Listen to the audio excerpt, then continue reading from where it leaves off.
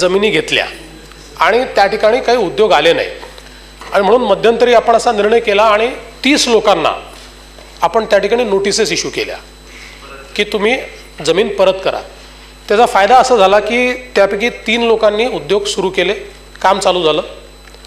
10 लोकांनी टप्पे दिले, त्या टप्प्याप्रमाणे 3 ते 6 महिन्यात त्यांचं काम सुरू होत आहे।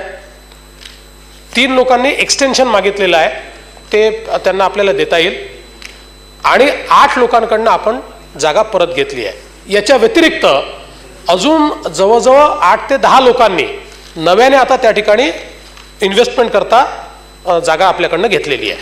आणि एक अजून मला या ठिकाणी सांगितलं पाहिजे की आता नुकतंच आपण त्या ठिकाणी एक ॲग्री प्रोसेसिंग झोन तयार करायचा देखील निर्णय केलेला आहे। त्या संदर्भात एक सब कमिटी आम्ही तयार केली आहे की ॲग्री प्रोसेसिंग झोन जे आहे त्या झोनमध्ये लँड रेट्स काय असावेत, ते देण्याच्या संदर्भातले निकष काय असावेत अशा संदर्भात, आणि जवळजवळ 500 एकरामध्ये कंप्लीट ॲग्रो प्रोसेसिंग इंडस्ट्री ही त्या ठिकाणी आली पाहिजे। आज ॲग्रो प्रोसेसिंग इंडस्ट्री आली तर या विदर्भातल्या क्षेत्रात खूप मोठ्या प्रमाणात आपण परिणामकारक असं काम त्या ठिकाणी करू शकतो आणि म्हणून त्याला स्पेशल काही इन्सेंटिव्स देता येतील का याही संदर्भात ती कमिटी त्याच्यामध्ये बघते।